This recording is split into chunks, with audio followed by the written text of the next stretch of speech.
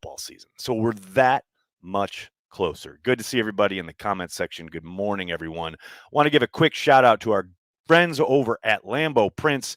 Check this thing out. Look at this. Come on. You want this in your living room, in your study, somewhere on a wall, in your abode. This is good stuff right here. A great classic alternative to the usual photography-based sports posters that get relegated to the basement or the man cave. Head to ballparkblueprints.com and use code Cheesehead. That's code Cheesehead for 10% off. I'll throw the link up here in the chat. Make sure you check it out. You want this thing in your house. I know you do. I'm going to get one for my living room. I'll proudly display it for everyone to see. How's everyone doing? Morning. I see people talking about OTAs and whether they're open to the public. They are not open to the public. In fact, yesterday was the last OTA practice that was open to the media, of which only 2 were available to the media, last Tuesday and yesterday. The next time the media will be allowed to watch practice will be during minicamp. Traditionally, those all 3 days of minicamp are open to the media, but not to the public. Public won't get a glimpse of these Green Bay Packers until training camp. So you have to rely on the eyes and ears on the ground there from the fine folks tweeting away at Rainichke Field. Brandy, good morning, Nags. Tell me a football story regarding something 90s. Oh, boy. I'll have to have a think on it, Brandy. I just, earlier this morning, was talking about Mike Sherman signing Joe Johnson, although that's, I guess, early 2000s. The 90s would be what? Favre, the Three Amigos. Oh, I got some Three Amigos stories, but those aren't for public consumption. Steven, your opinion on Savage. Big year for him. True.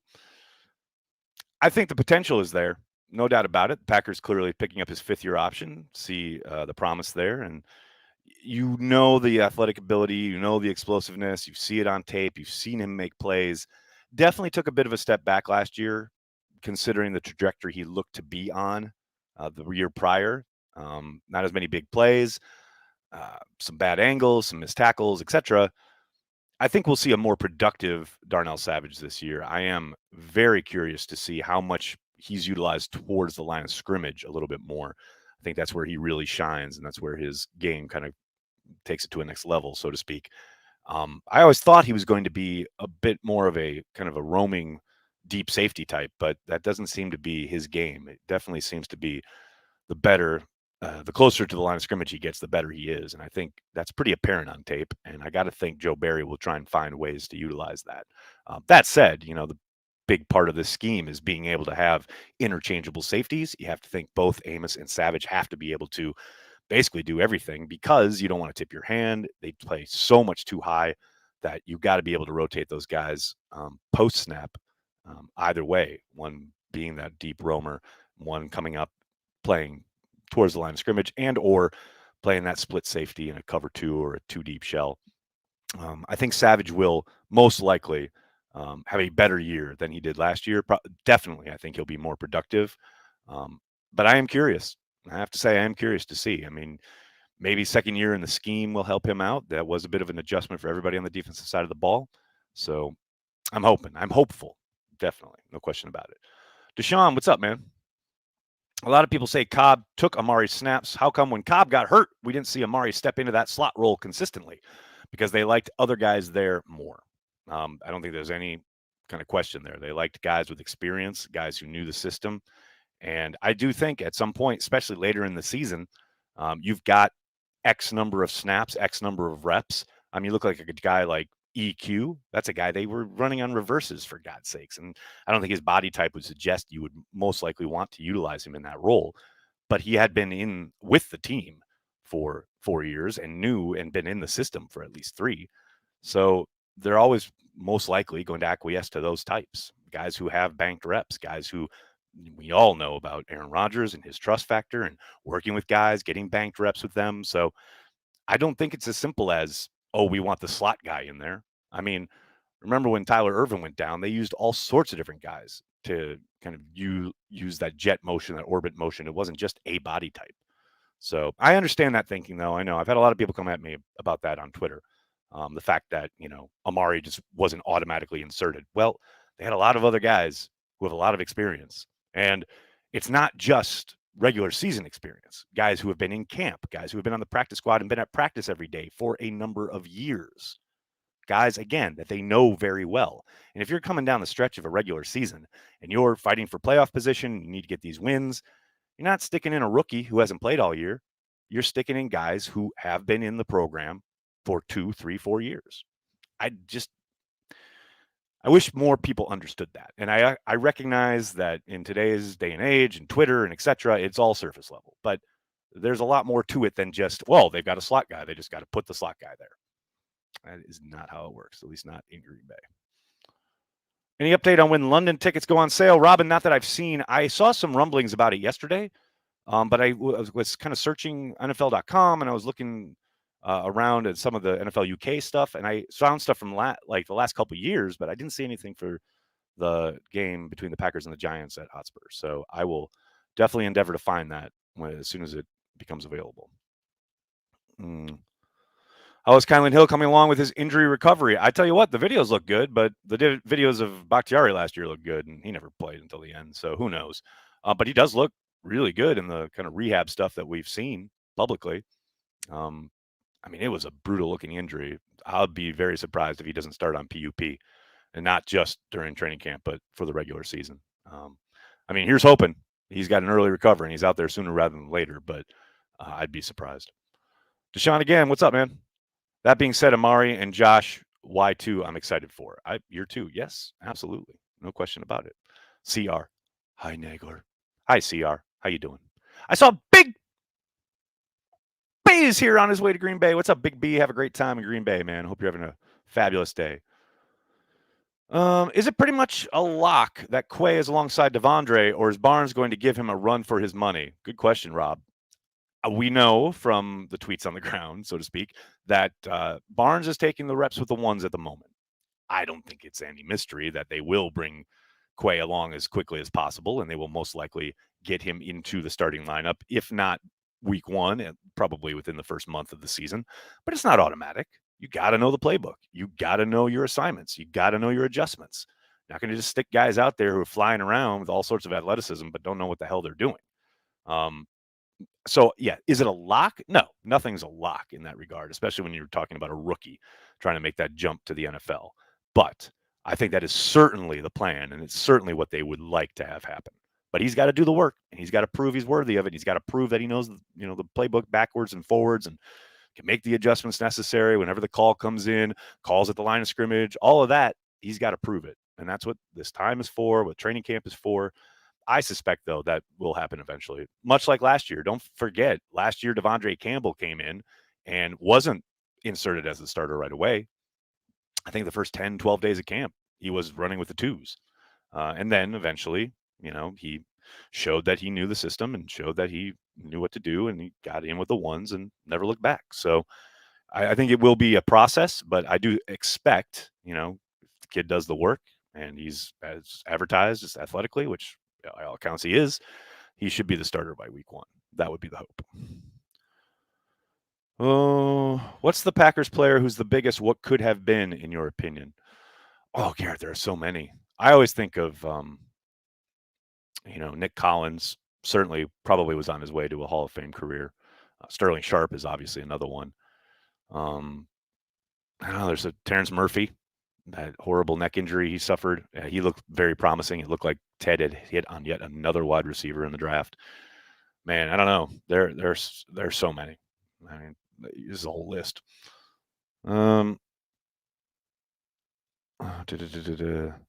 Chase was having trouble catching the ball early because they didn't have stripes like the college ball. Relax on Watson.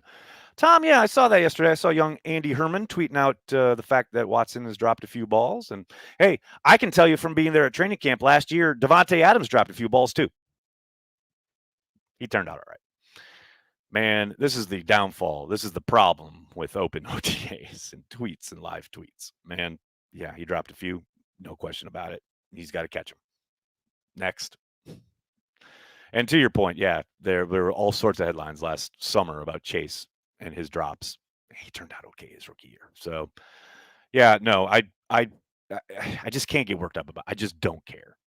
It's like it's practice. We're talking about practice. Like I just don't care.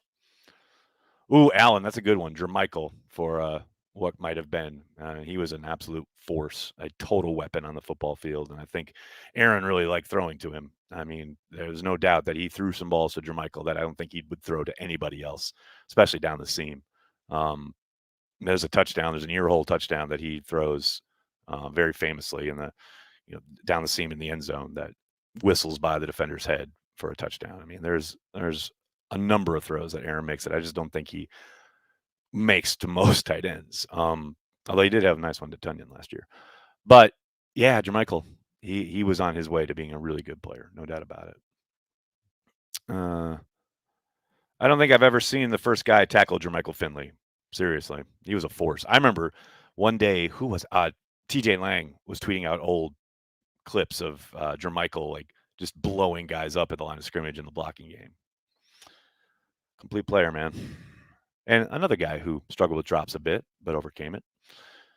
Aaron Harper, can't wait for Sue and Kenny playing side by side. NFL would be crazy if this happens. Yeah, that's not going to happen. They're not signing Ndamukong Suh. I know I saw the news that Akeem Hicks has signed with the Tampa Bay Buccaneers. And let me tell you, why is the NFL, why are the other teams letting this happen?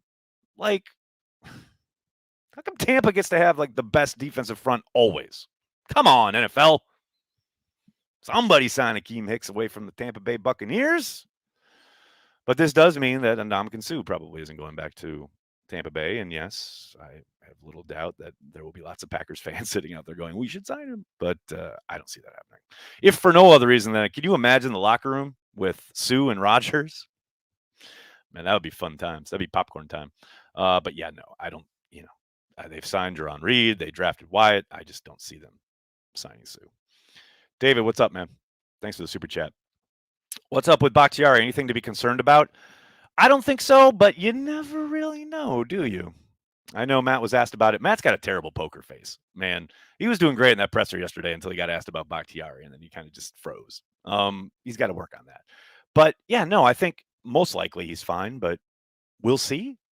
And I'd take Matt at his word that, the plan has always been for him to be held out of this, OTA time, etc. No doubt about it, but man, it's going to be interesting once training camp rolls around. Something to watch, man. Just something to watch. Now, you guys know when I interviewed David for our piece here at Cheesehead TV, in an exclusive Cheesehead TV interview, he talked all about his knee and the problems he had trying to come back last year. And in that interview, he does say, like, structurally, his knee is fine. It's all about mitigating the pain and getting that fluid to tamp down. And maybe there's still an issue with that. I don't know. I would be surprised if that were the case, but you never know. So right now, I'm choosing to not worry about it. I'm not going to worry about a thing until it's a thing. And right now, it ain't a thing. It's like Alan Lazard signing his tender or not signing his tender yet. Man, when we get to training camp, if he hasn't signed his tender by then it's an issue. Until then, it's not an issue. Big Daddy Cool Breeze, what's up, man? Eddie Lee Ivory. Oh, good call on the what might have been. Good call. Eddie Lee Ivory, man. He was fun to watch. Steven, most yards this season, Lazard or Watson? This sounds suspiciously like a fantasy football question, sir. Give me Lazard. Familiarity, knows the offense. He's a vet, has Rodgers' trust. I think Watson's going to be exciting, but I think Lazard in a walk in this one. What else we got? Man, I don't even think Suh would be in the NFL, but that's just it. Should be in the NFL, but that's just me. Paul, why wouldn't he be in the NFL? He's a bit of an enforcer. He goes across the line every once in a while, but he's not like he's done anything off the field that means he shouldn't be in the NFL. Guy does great work in financial literacy for young players. And Suh's a weird cat. He's a different dude, but I don't think he's bad. Like, yes, has he stepped on Aaron and did he kick TJ in the nuts? Like, yeah, he crosses the line. He's a bit of a rogue, no doubt about it. But he's that type of player where if he's on your team, you fucking love him. If he's on somebody, it's like Clay Matthews hitting Kaepernick like 2 yards out of bounds. It was still Clay Matthews. You're still a Clay Matthews fan, but he definitely crossed the line. Or when he hit Russell Wilson in the head with his helmet after an interception, that's a dirty play. We still love Clay Matthews because he's a Packer, right? Like, you love your guy. Yeah, Suh's not that bad, man. Nags, how do you think the D-line rotation will work? Good question, Brandy. Obviously, you got your stalwart and Kenny Clark. I think they would like to get Wyatt on the field on early downs sooner rather than later. Obviously, I think in the meantime, Reed will probably be asked to handle some of that along with Lowry in base. I'm interested to see how much actual base they end up playing with like a classic 3-man line. I would suspect they'll probably be using that 5-man front that Barry showed a lot last year to help stop the run on early downs. With whoever's out on the edge, if you got Gary and Preston, maybe they roll in Garvin, or we'll see what they do there. But yeah, I think ultimately, Kenny will obviously be the stalwart, and everybody else is going to be maybe not a case by case, but much more kind of by feel, depending on the opponent and what kind of style they like to play. Because I think there will be weeks where if they're playing a team that likes to feature the power running game, then they're going to have a little bit more beef. They're going to rotate that in a lot more. I think a big X factor, though, is Wyatt and how quickly, he acclimates to the NFL game. Because if he can translate that quickness and explosiveness to the NFL level, watch out, because they're not going to want to take that off the field. You talk about pure disruption. He's got that potential to really be a problem causer, so to speak, regardless of the call. So early on, though, I think you're going to see Lowry, you're going to see Reed, and they're going to try and bring Wyatt along as quickly as possible. Remember Mike Sherman's beef with Donkey Kong Sue? Big Daddy Cool Breeze, probably the high point of Mike Sherman's career. I mean, I loved a lot about Mike Sherman, the coach. We all know he was a terrible general manager, but I loved that he felt strongly enough to do exactly what he did there when he confronted Sue after the dirty hit on Chad Clifton, or Sapp, sorry. That, he wasn't afraid to mix it up. And look, he loved being a coach of the Green Bay Packers.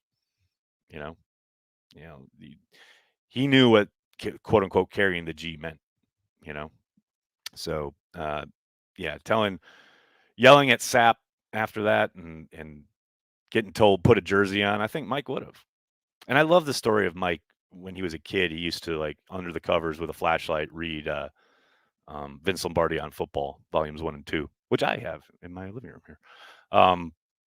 But I love that, man. It meant something to him, and I always appreciated that. He knew what it meant to be the head coach of the Green Bay Packers. He knew what that kind of carried, and he leaned into it. And hell, he built one of the best running games I've ever seen when Favre hurt his finger or his thumb and broke his thumb, and they had to run the ball, and the whole stadium knew where they were going, and it didn't matter. They still got 5-6 yards at a pop. That's impressive shit, man. Would Rodgers be offended if Bakhtiari went on the TB12 diet? I don't think so, because he doesn't have a rival to it, right? But now if Rodgers came out with his own line of stuff and Bakhtiari went on the TB12 diet, then I think there would be words. But no, I think they'd be fine. Do you think LaFleur could handle general manager and head coach duties like some predecessors had to? No, absolutely not. No one should do that. No one should be given those two positions. Absolutely not. It's too much. It's way too much, especially in today's NFL. No chance. Trade for Jake Kumaro. Okay, now we are off the rails. It's a good cue for me to go. I can't thank you guys enough for hanging out, talking Packers each and every day, Monday through Friday, right here on the Cheesehead TV social channels. Please do me a monster favor and hit like on the video, subscribe to the channel, and then tell your friends and tell your family. Cheesehead TV, we are devoted to Green Bay Packers fans worldwide. Thanks a lot, everybody. Have a great day. Go Pack, go.